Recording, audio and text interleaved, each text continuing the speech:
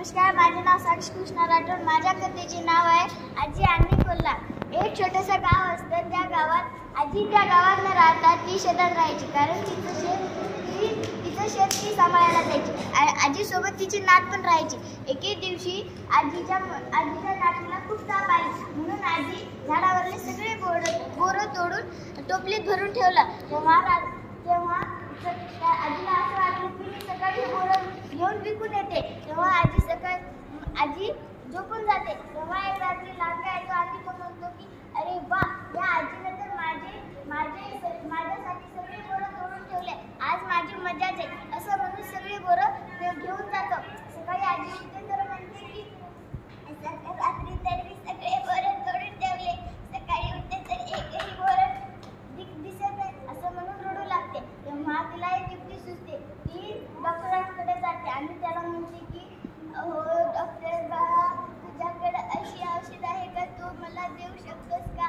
मला त्या कोल्ह्याला मारायचंय. त्या कोल्ह्यानं माझे सगळे बोरं चोरून नेले.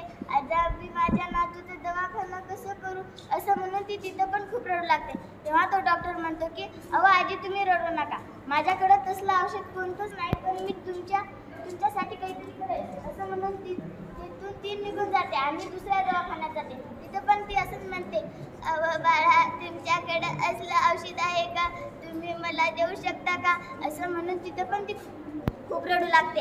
असं ती 2-4 माणसाकडे जाऊन सगळ्या माणसांना एकत्र बोलवते आणि सगळ्यांना त्याच्या घरी नेते. आणि ते सगळं म्हणतात की आपण एक काम करू, सगळे बोरं तोडून टोपलीमध्ये ठेवू आणि त्यामध्ये मिरचीचं पावडर टाकू. असं त्यांनी त्या बोरामध्ये टाकलं.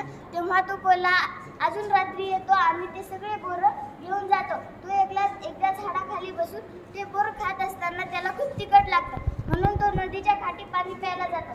तेव्हा त्याचं पाय लपसतं आणि तो पाण्यात डुबतो आणि तो म्हणतो की वाचवा वाचवा वाचवा मला, असं म्हणून ओरडत राहतो.